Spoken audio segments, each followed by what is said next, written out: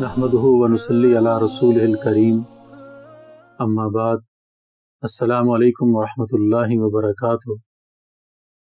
उम्मुल मोमिनीन सैयदा आयशा सिद्दीक़ा रज़ी अल्लाह ताला अन्हा ने एक दफ़ा नबी करीम सल्लल्लाहु अलैहि वसल्लम से अर्ज़ किया, या रसूल अल्लाह सल्लल्लाहु अलैहि वसल्लम, मुझे अगर शब कदर नसीब हो जाए तो मैं उस रात अल्लाह से क्या दुआ मांगूं? तो नबी करीम सल्लल्लाहु अलैहि वसल्लम ने इरशाद फरमाया, ऐ आयशा, तुम अल्लाह से ये दुआ मांगो, अल्लाहुम्मा इन्नका अफ़ुव्वुन तुहिब्बुल अफ़्व फ़अफ़ु अन्नी। अल्लाहुम्मा इन्नका अफ़ुव्वुन तुहिब्बुल अफ़्व फ़अफ़ु अन्नी। ऐ अल्लाह, आप मुआफ़ फरमाने वाले हैं, आप मुआफ़ी को पसंद फरमाते हैं, इसलिए मेरे मौला मुझे भी मुआफ़ फरमा दीजिए। तो हमें चाहिए हम इन दिनों में इस दुआ का ख़ुसूसियत के साथ एहतमाम करें।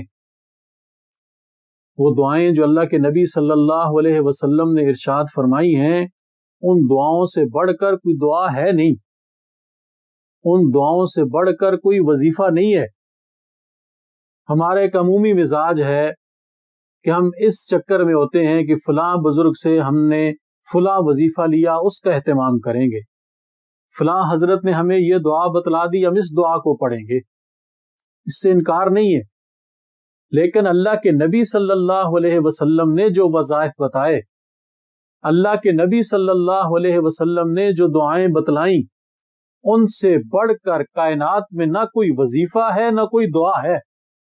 सबसे बड़ा वजीफा और सबसे बड़ी दुआ वो है जिसे अल्लाह ने कुरान में बयान कर दिया, या जिसे नबी करीम सल्लल्लाहु अलैहि वसल्लम ने अपनी जुबान मुबारक से इरशाद फरमा दिया।